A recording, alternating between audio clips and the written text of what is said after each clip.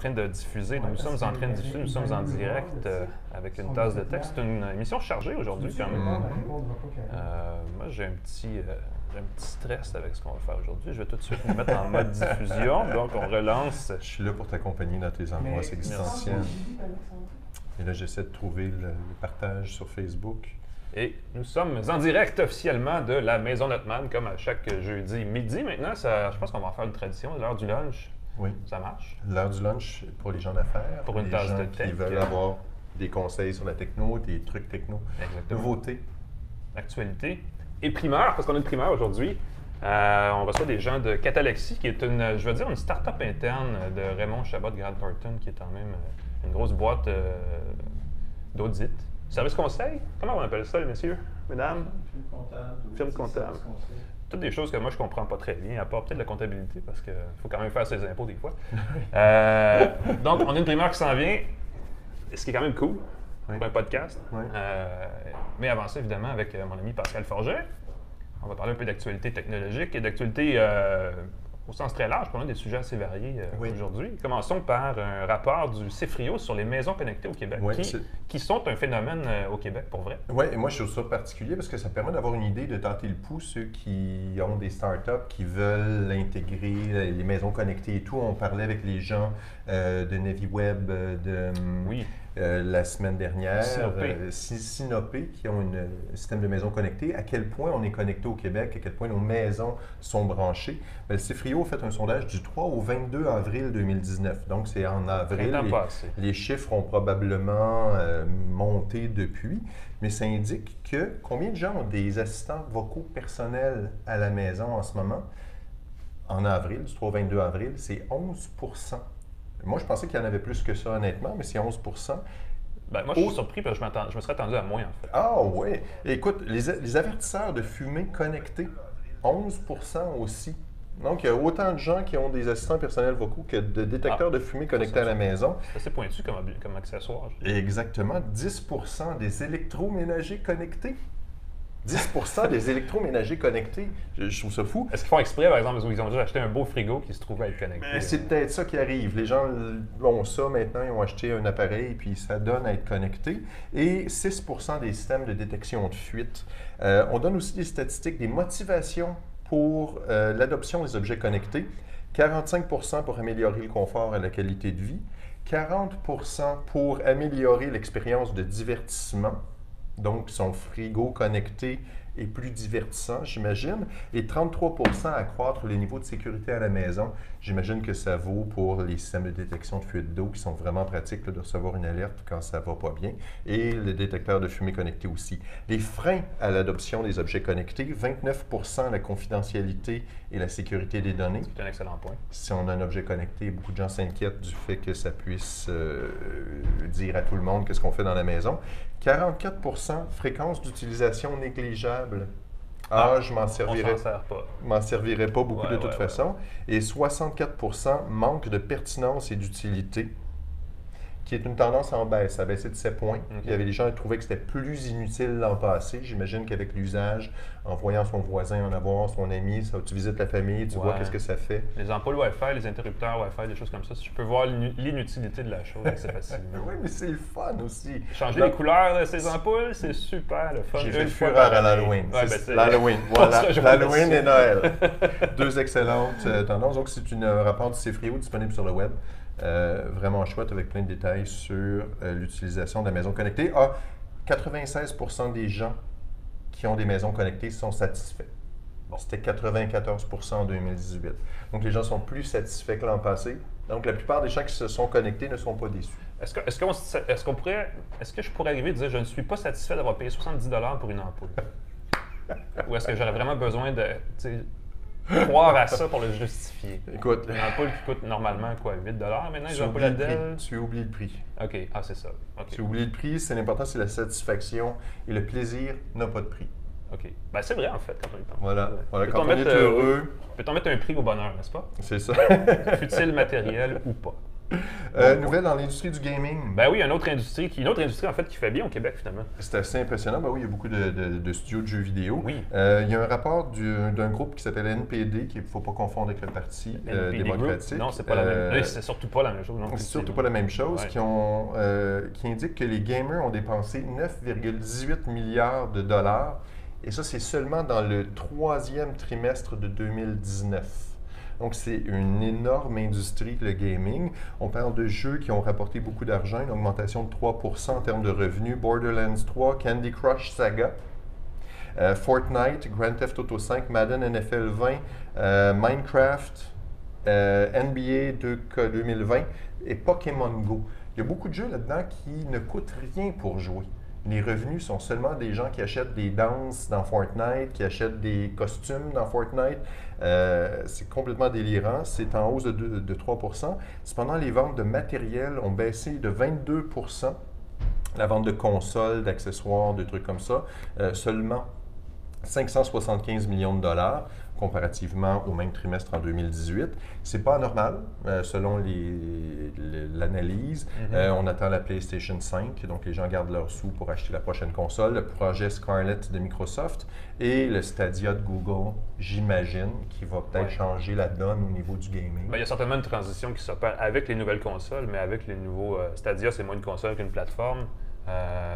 Projet xCloud chez Microsoft, qui est disons le Stadia de Microsoft avec des espèces de méga gros guillemets, là, mais quand même cette espèce de notion de gaming dans le cloud. Hein, on parle vraiment bien français en ce moment, mais le jeu vidéo en info nuagique, pour le dire autrement, ça peut changer la donne. C'est un phénomène qui s'en vient assez fort cet automne. Les gens, au lieu d'acheter une grosse console toutes les quelques années, vont acheter un abonnement mensuel et profiter de jeux avec tous leurs appareils. C'est ça. Donc, c'est assez fantastique comme changement. Autre nouvelle, la sécurité des applications Android va s'améliorer. Il faut, en fait. Ben oui, parce qu'il y a eu plus de scandales au niveau des applications malicieuses qui ont été dans le App Store, dans le Play Store. Le Google Play Store. Le Google Play Store, qui a eu des applications malicieuses qui se sont faufilées dedans. Selon des analystes, en septembre 2019, il y a 172 apps malicieuses qui ont été repérées dans le Play Store. Plus de 336 millions d'installations de ces applications malicieuses-là. Ça, c'est seulement pour le mois de septembre. Si on rapporte sur une année, on parle de 2500 apps malicieuses, 3,8 milliards d'applications. Donc, les analystes font « Hey, il faut faire quelque chose. » Faire attention. Puis le pire, c'est que dans bien des cas, ce sont des applications qui sont volontairement malveillantes, dans le sens où on cache dans une application qui a l'air légitime et probablement même extrêmement banale du code qui permet éventuellement, peut-être, de faire des mauvaises affaires. C'est ça. Et il y a deux nouvelles techniques qui sont utilisées par les pirates. Je ne savais pas ça. C'est vraiment flayé. La partie malicieuse de l'application va s'installer plus tard. Donc, les tests sont passés par Google. L'application est inoffensive. Tu installes l'application et plus tard, ça va s'installer. Mais aussi que le comportement va s'activer quelques jours ou plusieurs heures. Fait que pendant les tests de Google, il n'y a rien qui se déclenche. Mais après un certain nombre d'heures d'utilisation, quand c'est connecté à des réseaux Wi-Fi, quand il y a quelques conditions qui sont respectées, boum, le code malicieux s'active. Donc, ça permet de ça. Et là, ils ont créé la App Defense Alliance. Moi, je vois un film avec ça. App Defense Alliance. Qui va être l'acteur principal ou l'actrice principale? Je sais pas, ils vont prendre Brad Pitt, quelque chose comme ça, dans le App Defense Alliance. En développeur d'applications Android. Et dans les compagnies qui collaborent à ce App Defense Alliance, il y a E7 qui a des bureaux à Montréal, firme d'antivirus, Lookout et Zimperium, qui vont utiliser toutes sortes de techniques d'intelligence artificielle, de détection de comportements malicieux pour rendre les applications Android améliorées. Et là, je vais le spécifier. Il y a aussi eu des applications malicieuses du côté d'Apple. J'allais le dire. Un petit peu moins, mais il y en a eu quand même. Les volumes ne sont pas comparables, mais c'est vrai que, je veux dire, c'est toujours le chat et la souris. Hein. C'était une chasse. Les pirates, les gens malveillants, je ne sais pas si on peut dire ça comme ça, mais les gens qui veulent faire des mauvais coups, essaient, peu importe la plateforme, de déjouer les règles, et certains y arrivent, dépendamment des conditions. Parce qu'évidemment, ça revient à la philosophie de base de Apple versus Google. Au moment, il y a peut-être presque 10 ans, de lancer des applications et des plateformes d'applications. Ben, nous, on veut vraiment filtrer. Chez Apple, c'était ça. On veut tout filtrer au cas par cas. Puis ça a vraiment fait réagir beaucoup de développeurs. Chez Google, on dit, ben, nous, on va y aller des plateformes très ouvertes. C'est facile sur un produit Android de charger une application sans passer par le Play Store, alors qu'on ne le fait pas sur iPhone. Il faut pirater le logiciel. Bref, ça va très loin, les ramifications, mais longue histoire courte. Tout le monde aujourd'hui doit faire attention. C'est rendu vraiment le mobile, c'est rendu le cœur de l'informatique. Fait que pouvoir glisser des applications malicieuses là-dedans, c'est un gros enjeu. Google y travaille. Nouvelle technique biométrique, puisqu'on est dans la sécurité, je trouvais ça particulièrement flyé. Il fallait que j'en dise un mot. C'est très rigolo, en fait, comme technique. Ben oui, après le mot de passe, l'empreinte digitale, la détection de l'iris, la détection des veines du visage, il y a des chercheurs de la Corée du Sud qui ont détecté, qui utilisent Exactement, c'est la détection du craquement des os. On utilise notre corps comme un instrument de musique dont le poids, la résistance, la tension de la peau va résonner différemment d'un individu à l'autre. Ce serait extrêmement difficile à tricher ça. Sauf que j'assume que cette détection de craquement des os, qui serait très individuelle, va être le prochain cœur du prochain film Mission Impossible. Et là, Tom Cruise va avoir des appareils, des trucs en caoutchouc, va se mettre une fausse moustache et va faire craquer ses os de la même manière que le méchant pour rentrer dans son bureau. C'est trop spectaculaire comme technique. Dans Mission Impossible, tu sais qu'ils avaient souvent des masques qu'ils enlevaient. Puis l'autre, mais c'est impossible, sa tête ne rentre pas dans la tête de l'autre personne. Là, ils vont avoir des fausses mains, genre. Je ne sais pas ce qu'ils vont faire, mais c'est sûr qu'ils vont utiliser cette technique-là. Ça va être rigolo, ça. Et en terminant, il y a Twitter qui explore des changements pour 2020. Dans un tweet, évidemment, le vice-président du design et de la recherche de Twitter, qui s'appelle Dantley Davis, a annoncé des changements considérés pour 2020. Et je trouve que ça changerait énormément la façon dont on perçoit Twitter, qui est comme une... Est-ce qu'on va pouvoir modifier ou corriger nos tweets? On est là. On est là, attends un peu, c'est qu'on va pouvoir se retirer d'une conversation. C'est ce qui est exploré, la possibilité de se... Ben oui, parce que si on retire quelqu'un d'une conversation, on modifie le tweet. Donc, il y a quelque chose. Oui, mais c'est plus une notion de confidentialité que de. Ah non, je fais une boulette dans le mot parce que mon clavier a donc voulu corriger ce mot-là de la façon que je pensais pas qu'il allait faire. Les réflexions dans les changements, parce qu'ils disent c'est pas ça qu'on va faire, mais on pense à ça. Ne pas permettre le retweet d'un message. Et ça, je trouve ça très particulier, parce qu'évidemment, la plupart des gens qui tweetent de se faire retweeter. Veulent que ce soit partagé, veulent se faire retweeter. C'est un honneur, un hommage, mais là, on va pouvoir bloquer le retweet. On peut ne pas vouloir que Donald Trump, par exemple, retweet ce qu'on écrit. C'est un exemple choisi au hasard. Ne pas permettre de se faire mentionner sans sa permission. OK. Donc, si je veux mentionner Alain McKenna dans un tweet, il va falloir que tu valides. Mais tu peux toujours me mentionner, ça va faire plaisir. Ça me fait plaisir aussi. Enlever le nom d'une conversation, mais aussi permettre de cibler des tweets à certains hashtags, certains intérêts ou certains amis. Pour créer des feeds sur mesure un peu de l'actualité ou de sujets. Pour partager à certaines personnes. Et là, je trouve que Twitter devient, au lieu d'être une plateforme de micro-blogage, avec ces modifications-là, deviendrait plus une plateforme de mini-courriel. Parce que je pourrais envoyer à toi, à quelques amis, faire des espèces de listes d'envoi. C'est moins une grande place publique qu'une espèce de forum avec des pièces plus ou moins isolées. C'est ça, parce que tout était public sur Twitter, mais si tu te mets à limiter la portée de tes tweets, si tu te mets à empêcher qu'ils soient retweetés, ça va forcer les gens à te suivre, ça va forcer les gens à faire partie de groupes, ça va encourager, inciter les gens à faire partie de groupes. Donc, c'est des gros changements qui sont considérés par les gens de Twitter. Il faudrait quand même demander et pourquoi on ne peut pas tout simplement corriger des fois un tweet qui aurait ne serait-ce qu'une erreur de frappe. Là. Il faudrait que ce soit validé par le blockchain pour s'assurer que l'histoire n'est pas modifiée. Non, j'ai pas distribuer la certification du tweet par le blockchain. Et d'avoir une historique de modification. Je viens de faire un beau lien avec les invités suivants. Très bien où tu t'en vas. On disant merci pour les actualités. Cela dit, je vais te laisser préparer la place pour nos invités. Oui, il faut que je laisse. Et moi, je vais, pendant ce temps-là, prolonger la transition que Pascal a amorcée vers nos invités, qui sont des gens qui pourraient, ma foi, être soit visionnaires ou, je vais chercher un terme, prophètes du secteur financier à venir.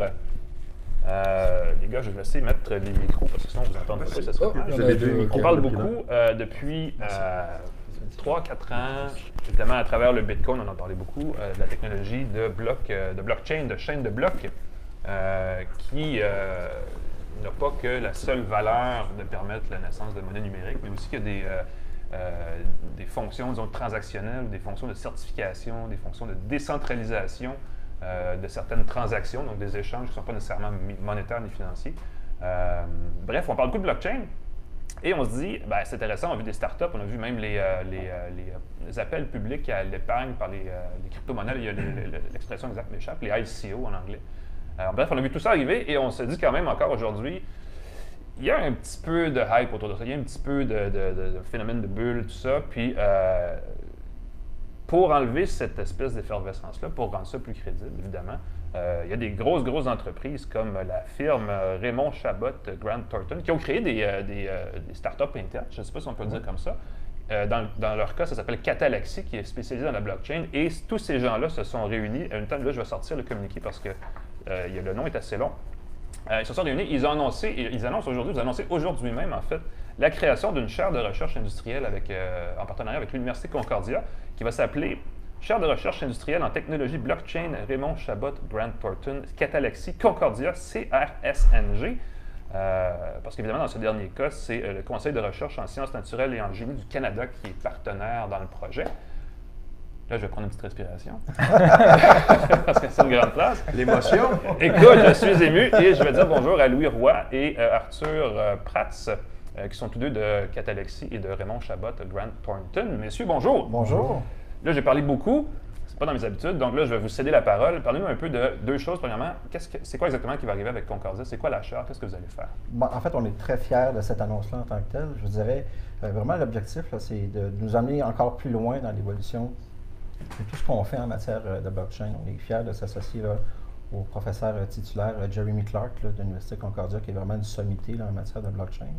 Fait que l'idée, c'est de travailler avec les jeunes, les startups, pour être capable de faire évoluer nos outils, puis de développer est capable d'avancer avec les risques et comment on gère cette technologie-là spécifiquement. Exactement. En fait, à Catalaxy, on pense que l'innovation vient vraiment des startups et des universités.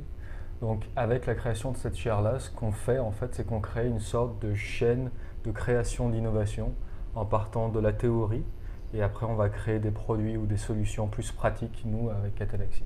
Donc, on crée vraiment cette chaîne. C'est une grande nouvelle. C'est excellent. C'est vraiment intéressant que ce soit à Montréal en plus, parce qu'il y a eu de l'intérêt ici aussi, évidemment, comme ailleurs dans le monde. Là, mais il y a beaucoup de gens qui ont développé sur la blockchain ici. Il y a un mot dans le nom de la chaire industrielle, donc une chaire de recherche industrielle. Est-ce que ça signifie une volonté de... Parce que dans la recherche universitaire, ça peut aller dans toutes les directions. Mais est-ce qu'il y a une volonté vraiment d'arriver avec des applications concrètes plus rapidement?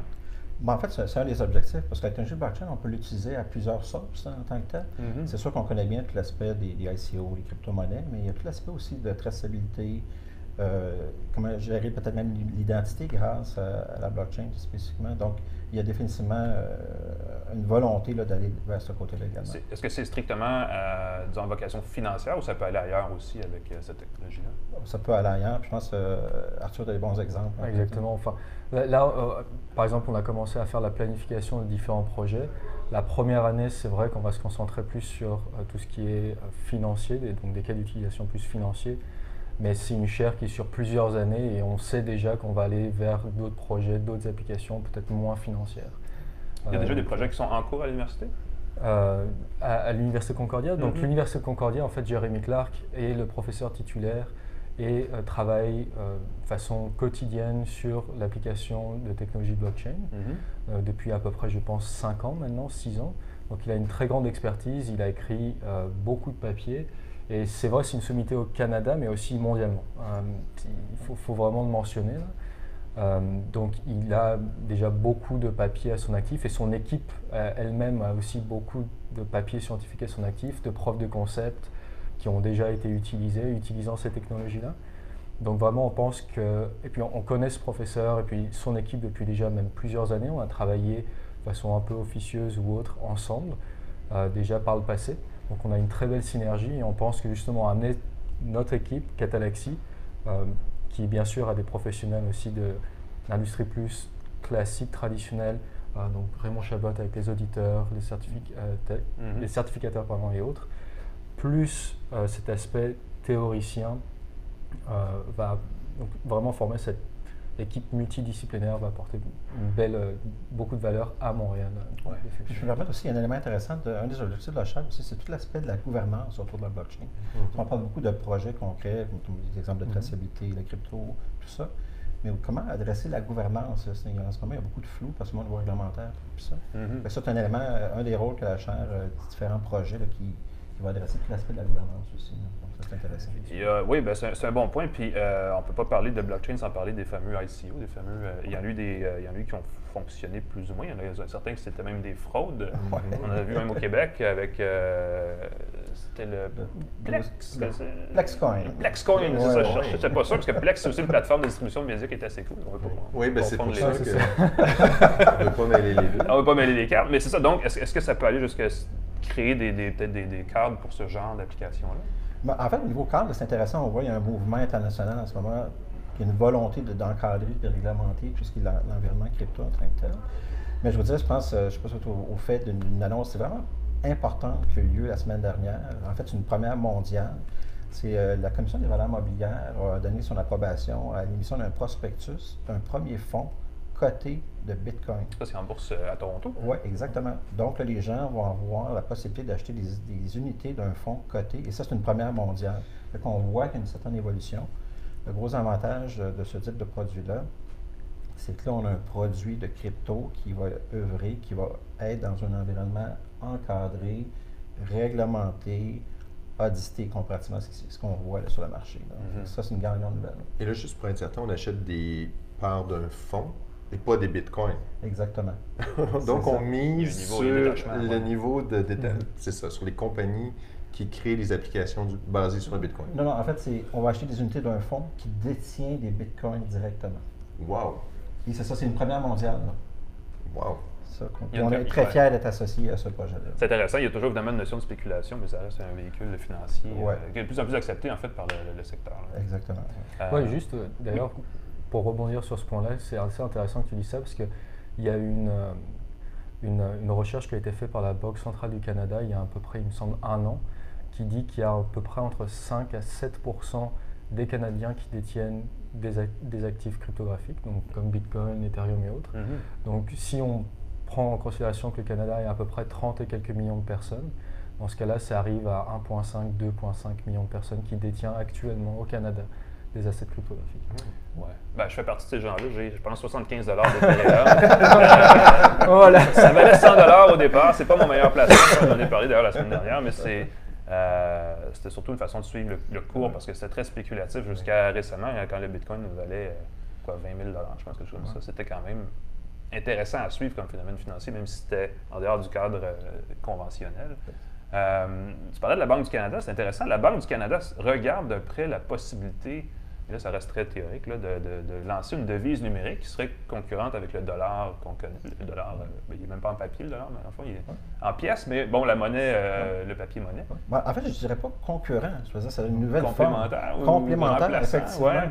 Donc, ça serait utiliser une clientèle plus jeune, une clientèle où on va avoir des déficiences en tant que telle, puisqu'on va utiliser la crypto-monnaie dollar canadien pour faire nos transactions en tant que telle.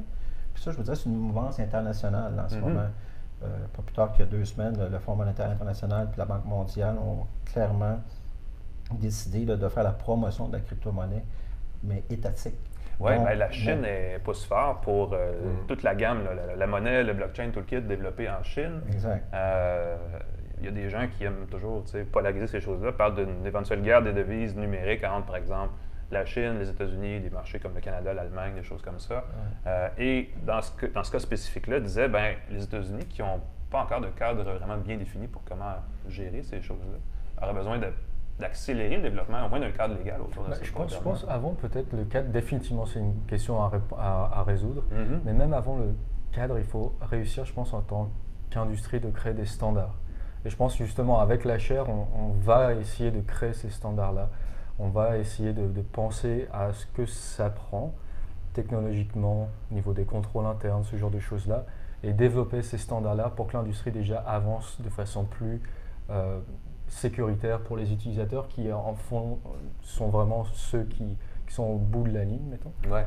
Il y avait, évidemment, ça mène à le blockchain, la monnaie numérique, tout ça. Dans l'autre sens, il y a tout ce qui était à une certaine époque les contrats intelligents, là, ça on en parlait il y a 1 an ou 2 peut-être, où il était possible d'automatiser ou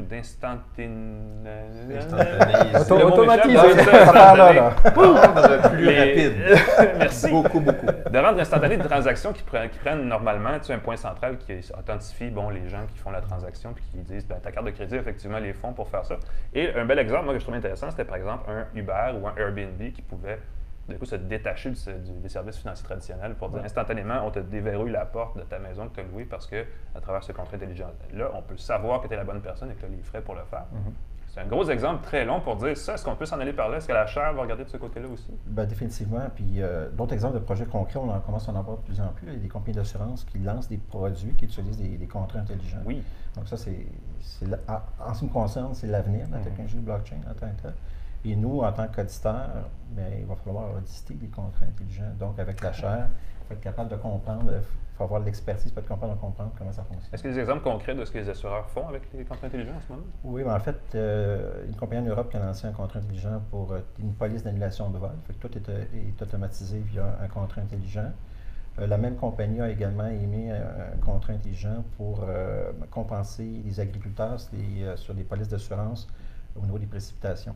Ah oui. Donc, s'il n'y a pas de précipitation pendant une période X donnée, donc le contrat intelligent va lire une source d'information. Wow. Et dépendamment de l'information, on va faire le paiement de la réclamation automatiquement. Ça, c'est intéressant parce que le secteur de l'assurance canadien est quand même assez fort aussi. Ouais, On imagine que ça pourrait Oui, les intéresser. définitivement.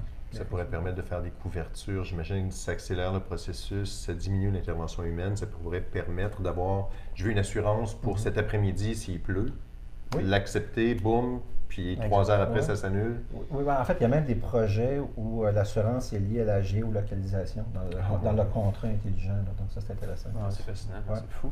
Raymond Chabot Grant Thornton est une firme qui fait partie de ces grandes entreprises qu'on aurait pu imaginer il y a quelques années se sentiraient menacées par l'arrivée des technologies numériques comme celle-là. Et là, vous embarquez à plein. Et Catalexy était né de cette notion de dire non, on veut participer à ce mouvement-là. Est-ce que c'est un challenge? Est-ce qu'il y a gros à gagner? Qu'est-ce qui positionne la firme par rapport à ça? En fait, on peut même le voir comme un investissement défensif à la limite. C'est vrai. Oui, excellent. Oui. Parce que si le blockchain élimine l'intervention humaine, votre emploi, il faut qu'il évolue. Je pense que c'était la vision de départ, mais maintenant qu'on collabore tous ensemble, on voit c'est tellement ça, de cas de synergie. Oui, c'est ça. Il faut que le travail évolue. Exactement. Ça ne veut pas dire que le travail devient inutile, mais il faut qu'il y ait comme une évolution. Vous validez les contrats de blockchain versus valider des contrats papier. Exactement. Puis je vous dirais, ce qui était la source du projet Catalexy, c'est un jour, on est un auditeur, puis on réalise que la technologie blockchain adresse 2 choses, la confiance et des registres. Qu'est-ce qu'on fait quand on est un auditeur? On vend la confiance. Puis l'information est dans les registres. Donc, c'était l'intérêt d'investir dans ce genre de projet-là. Est-ce que vous allez être activement engagé dans la chaire, dans ce que la recherche qui va être faite? Définitivement, parce que la chaire a un gros focus aussi pour tout ce qui touche l'audit. Donc, Raymond Chabot, c'est notre spécialité, faire la vérification d'audit. Puis on est vraiment les leaders en matière d'audit, d'actifs numériques, crypto, projet blockchain également. Ça va changer l'image. Moi, je me rappelle à l'époque des tirages d'Auto-Québec à la télé. C'est là qu'on entendait le plus souvent parler de Raymond Chabot. Oui. Et là, on vous associe maintenant au blockchain. C'est comme, on change de siècle. C'est toute une avancée. C'est assez intéressant. Pour la chaire, là, vous annoncez la création de la chaire. Quelles sont les prochaines étapes? Est-ce qu'il faut recruter des chercheurs? Comment ça fonctionne quand on est rendu là? Donc, nous, même ne serait-ce que Catalexy, on cherche toujours des gens. Donc, effectivement, si vous êtes intéressé à participer, la porte est toujours ouverte. Même en tant que chercheur, je suis sûr que Jérémy dira qu'il veut aussi des chercheurs. On cherche toujours des gens qui sont passionnés. Donc, effectivement, on a déjà une belle équipe. On est plus de 6 chercheurs actuellement, juste pour l'Université Concordia. Et nous, notre équipe, bien sûr, qui est composée de plus d'une quinzaine de personnes. Donc, on a déjà une équipe assez intéressante. Mais s'il y a des gens qui sont passionnés, effectivement, n'hésitez pas à nous contacter. On cherche toujours des gens. Est-ce qu'on peut faire un parallèle avec le secteur de l'intelligence artificielle qui est à Montréal très axé sur la recherche universitaire? On parle beaucoup de pénurie d'emplois et il y a une concurrence entre les employeurs qui s'arrachent ces chercheurs-là à gros coûts de gros salaires, évidemment, et les universités qui font, là, nos chercheurs s'en vont parce qu'ils sont mieux payés ailleurs. Est-ce que ce phénomène-là se trouve aussi dans le secteur de la blockchain? Oui. Je veux dire, chaque personne qui est passionnée par ce qu'il fait ne va pas forcément compter ses heures et ne va pas forcément compter aussi le nombre de projets sur lesquels il travaille. Donc ça amène des gens justement qui sont vraiment passionnés, qui vont rencontrer énormément de personnes et généralement quand on a ces 2 facteurs-là, on va pouvoir avoir des opportunités. Nous, on pense qu'on a l'avantage que on travaille sur des sujets qui sont vraiment pertinents et intéressants pour l'écosystème actuellement, des projets qui sont pratiques, ce qui est dans l'écosystème pas forcément toujours le cas. Même en tant que chercheur, on pense toujours très théorique, mais quand on vient en pratique, c'est là où on peut arriver à un peu cette barrière-là. Et puis on a bien sûr notre partenaire Raymond Chabot Grant Thornton qui arrive avec un réseau qui est incroyable. Donc, dès qu'on arrive avec des solutions, on peut tout de suite le pousser dans le monde entier assez rapidement, disons. Donc, avoir cette force-là de l'écosystème assez... on regarde, on est un peu les mains dans la boule, mettons. Et après, on peut tout de suite emmener ce produit-là et pousser un réseau qui est incroyable et une chance, je pense, qui nous détache de beaucoup d'autres compagnies et beaucoup d'autres types de recherche actuellement. Puis, moi, je vous dirais, j'ajouterais, étant la personne qui a peut-être un certain âge dans ce projet-là, c'est vraiment beau de voir l'énergie de la jeunesse là, qui veut participer avant tout à des projets innovants, puis innovateurs. Donc, c'est pas vraiment une question de salaire. Des fois, c'est est-ce que j'ai l'opportunité de travailler dans des projets innovants? Puis ça, on le voit tous les jours. C'est super intéressant. Il ne faut pas aussi oublier que l'écosystème ici, blockchain à Montréal, est vivant et actif, mais n'est pas aussi vivant que celui de l'intelligence artificielle. Oui, j'allais vous demander ça parce que, bon, Bitcoin, tout ça, on en a entendu parler. Je sais qu'il y avait un gros secteur à Toronto aussi de développement de technologies blockchain, tout ce qui était fintech aussi, tout le kit. Parce qu'évidemment, le cœur financier du Canada, on sait, est plus à Toronto qu'à Montréal. Est-ce que ça peut avoir un effet sur cet écosystème-là à Montréal en termes de création d'entreprises, d'attraction d'entreprises étrangères spécialisées dans la finance ou dans la technologie financière? Je vous dirais que l'annonce de la création du premier fonds coté au monde va avoir un impact certain. Donc, on va commencer à voir l'arrivée de gens qui vont vouloir créer des fonds spécialisés ici. Ça, c'est une bonne nouvelle là, pour le marché en tant que tel. Nous, on travaille autant à Toronto qu'à Montréal, mais effectivement, il y a de l'attraction pour la technologie blockchain, des projets spécifiques, des entités qui se spécialisent là-dedans. Puis je pense que quand on parle de recherche aussi, c'est sûr qu'on va avoir des scopes qui sont très précis de ces recherches-là, mais il ne faut pas oublier que certains chercheurs peuvent créer des compagnies, mais aussi peuvent carrément créer des industries et qui peuvent créer après des centaines de travails. Donc avoir cette opportunité-là de travailler sur des projets qui peuvent être aussi un peu plus élargis peut avoir un impact incroyable sur Montréal. Nous, à Catalaxy, on travaille très fort pour ramener ces talents-là à Montréal, parce qu'on a vraiment Montréal à cœur. Mais c'est ça, avec cette mise en place de la chaire, on pense qu'on va avoir un très bel impact à Montréal, au Canada, et on espère dans le monde. C'est à ça, je pense qu'il faut réaliser que tout s'écrit en ce moment, que ce soit au niveau de la réglementation, des lois, même en matière de normes, d'audits, des cadres de travail, des cadres de référence. Je veux dire, on travaille dans un environnement un peu ambigu. Ça, c'est des belles opportunités pour les jeunes de pouvoir s'investir et de participer à l'élaboration. Oui, ben on sent qu'on est dans une espèce de révolution au ralenti parce qu'on ne veut pas justement provoquer trop de secousses. Mais justement, on voit le potentiel, donc il faut que la transformation se fasse d'un bout à l'autre de la chaîne. Exact. Et puis, il ne faut pas oublier juste aussi de prendre un peu de recul et dire que l'industrie a juste 10 ans. À peu près 11 ans, mais c'est une industrie qui est jeune aussi, rien que l'industrie elle-même. Donc si on n'a pas forcément, si on est chercheur ou si on sort de l'université et autres, c'est une industrie qui a vraiment, en tout cas pour moi, à mes yeux, un intérêt incroyable parce qu'on peut devenir rapidement des experts vraiment dans des sujets très précis. Donc c'est vraiment une très belle opportunité. Moi, j'ai une question sur l'expertise que vous recherchez à la chaire. Est-ce que c'est des gens en mathématiques, en fiscalité, en physique, mathématiques? Quelle est l'expertise que vous recherchez? C'est à peu près tout ça. La blockchain est vraiment, pour ça, assez unique dans le sens où on peut avoir des backgrounds assez différents et apporter beaucoup de valeur. Okay. Donc on peut avoir des gens en fiscalité, en audit, donc plus financier traditionnel, mettons. Donc, on peut chercher ces gens-là, effectivement. Mais quand vous dites que vous travaillez dans la boue numérique du blockchain, et là, ça prend une fondation d'ingénierie? Ça va prendre des personnes qui travaillent en ingénierie, ça va prendre des mathématiciens. Wow. Mais il faut cette équipe multidisciplinaire. Il sert même jusqu'à des économistes. Parce que tout l'aspect de la crypto-économie, là, nous, on est né dans un système qui fonctionne bien, mais avec l'émergence de différentes monnaies, de différents tokens, mais comment les gens vont interagir, il y a des principes économiques qui vont changer.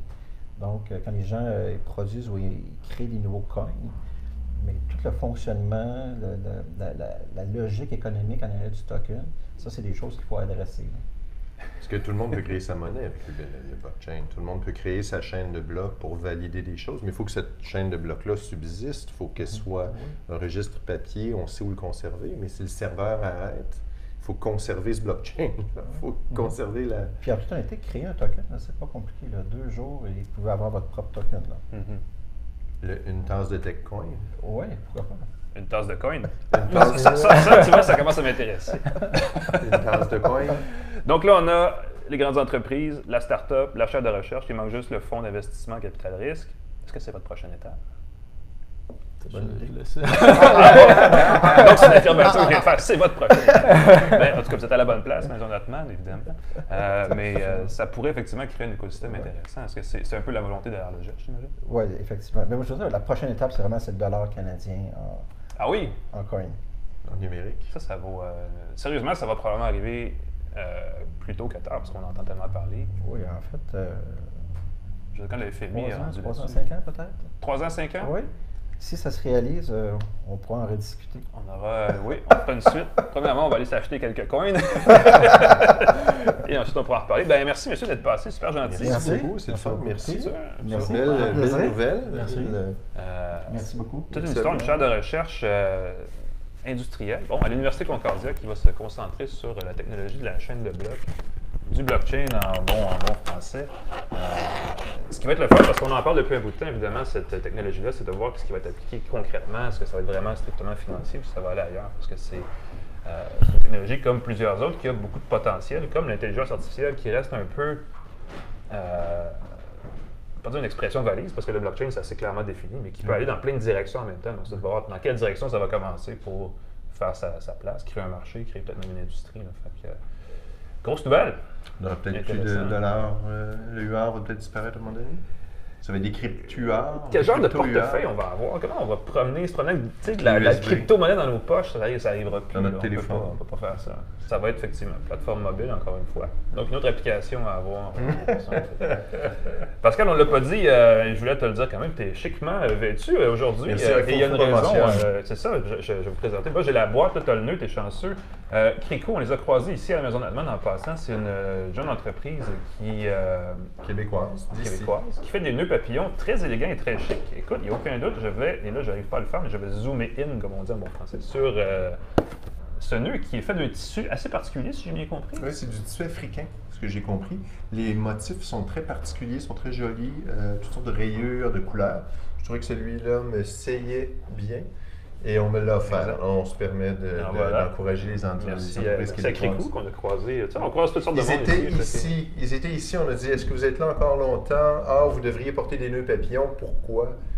Crico. Donc, Crico, googlez-le, K-R-Y-K-O-U, si vous cherchez un nœud papillon, parce que c'est le mois de novembre.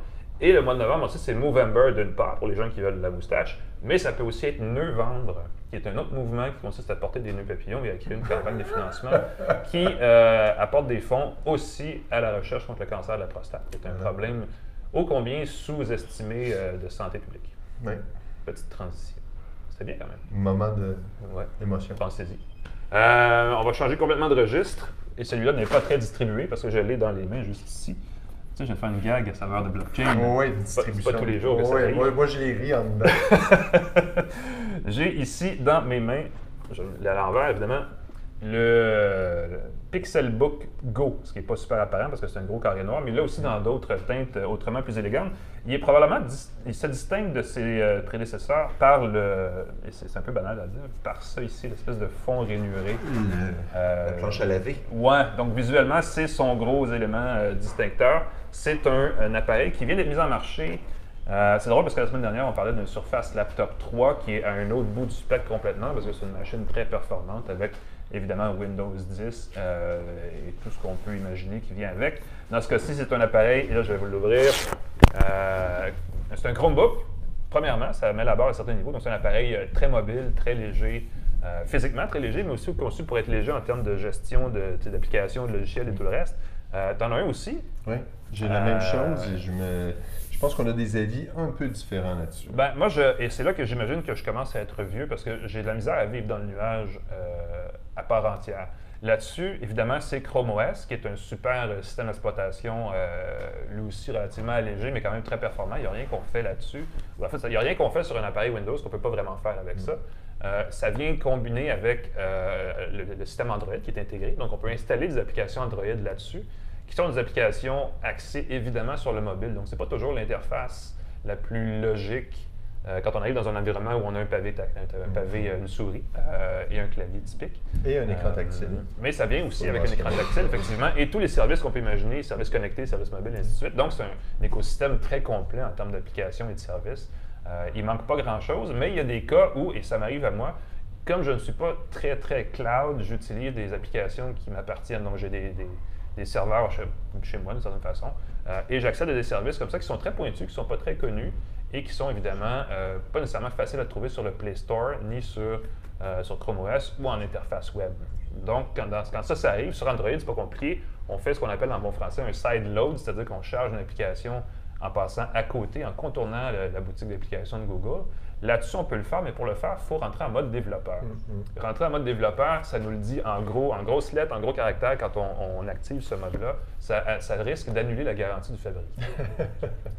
Qui est genre un petit détail quand même assez gros quand on y pense, parce qu'on veut quand même pouvoir, tu sais, quand on achète un produit qui commence à 849 $ dans ce cas-ci, mais qui vaut vraiment la peine si on paye 1600 $ pour la version avec un processeur un peu moins mobile, parce que le processeur de base, c'est un Intel Core M3 qui est un peu léger de la feuille. Bref, quand on paye ce montant-là, on ne veut pas nécessairement annuler la garantie le jour 1. C'est ça. Sauf que c'est un besoin assez spécifique que tu as. Exactement. Pour la plupart des utilisateurs. Ma limite à moi, elle est là. Oui, pour la plupart des utilisateurs qui veulent simplement naviguer sur le web, qui veulent avoir un ordinateur qui est sécuritaire, qui démarre rapidement. Voilà. Moi, j'aime beaucoup ça. Si vous passez 99% de votre vie dans le navigateur Chrome, ouais.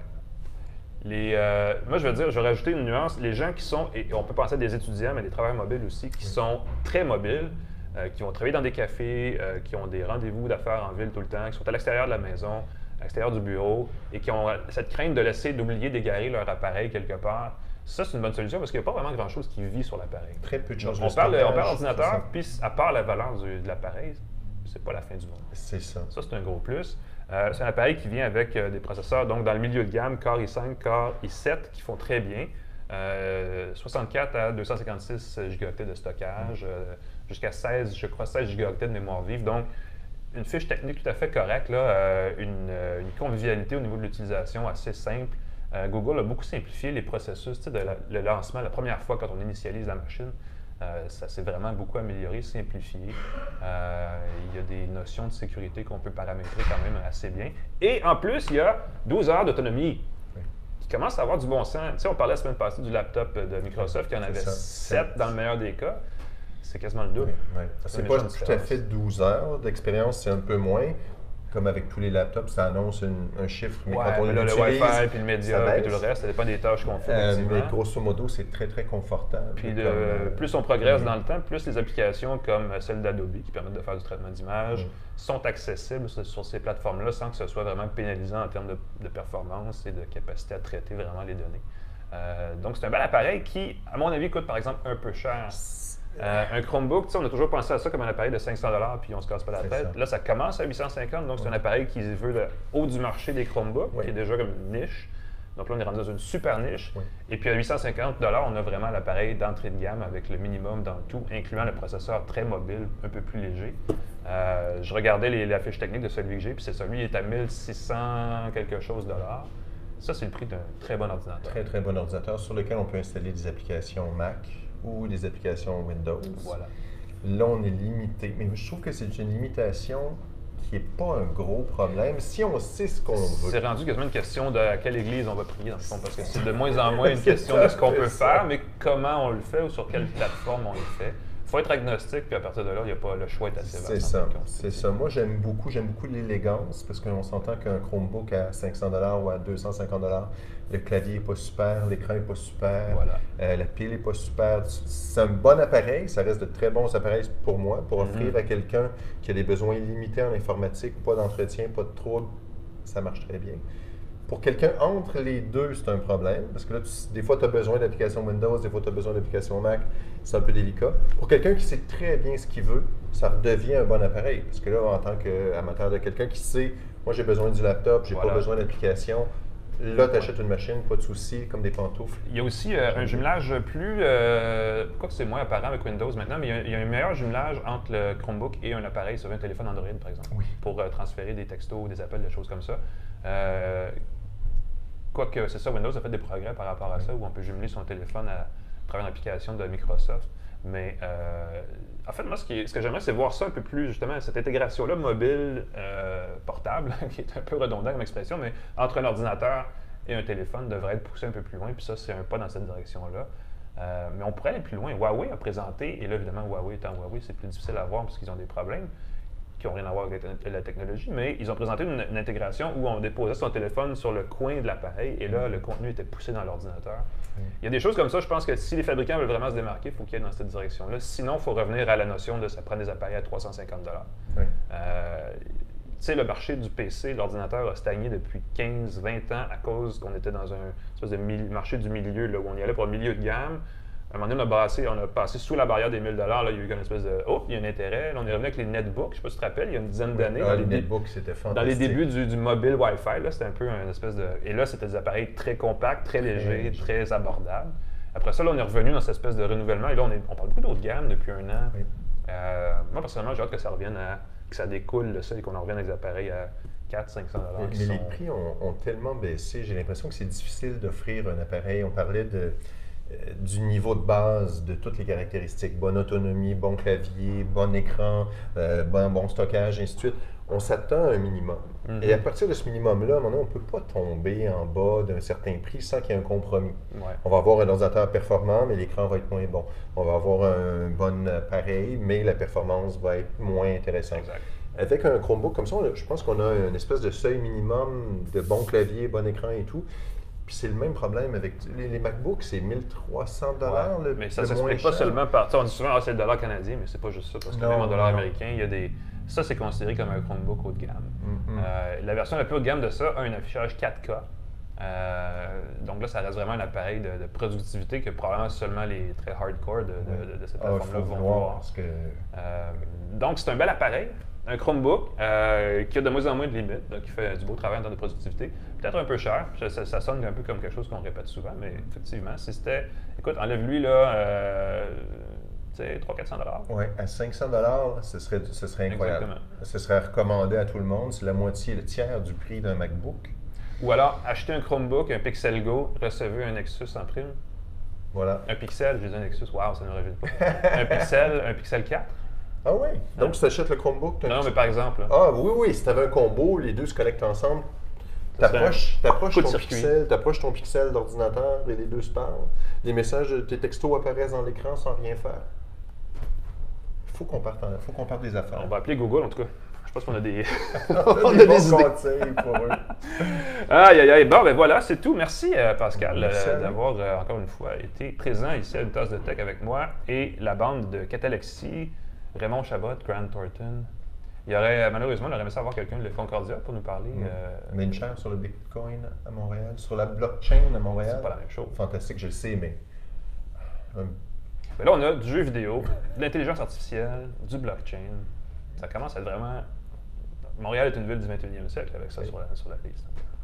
La semaine prochaine, on va parler avec Alexa. Parce qu'on a des produits éco. Oui. Ils ont été présentés officiellement aujourd'hui, mis en marché deux nouveaux, plus que deux, mais moi j'en ai juste deux. Deux nouveaux produits éco qui sont à la maison que je vais pouvoir essayer. Je n'ai pas encore déballé la boîte, j'ai pas eu le temps. Une espèce de gros machin style un peu le HomePod d'Apple. Oui. Et un bon vieil éco classique de base qui, semble-t-il, améliorent la qualité sonore. Évidemment, ils sont, encore une fois, à mon avis, en tête de ce marché-là parce qu'ils ont les fameux skills, donc les fonctions qu'on peut brancher dans la plateforme grâce à des produits d'autres compagnies, d'autres marques, qui sont probablement les plus étendues par rapport à Google, par rapport à Apple et à tout le reste. Donc, on va voir ça la semaine prochaine et on pourra en parler en franglais parce qu'Alexa est de plus en plus apte à comprendre notre québécois, notre français canadien. Donc, on vous souhaite sur ça une bonne fin de lunch. Il y a encore du temps. Une bonne fin de semaine et on se revoit la semaine prochaine. Salut tout le monde.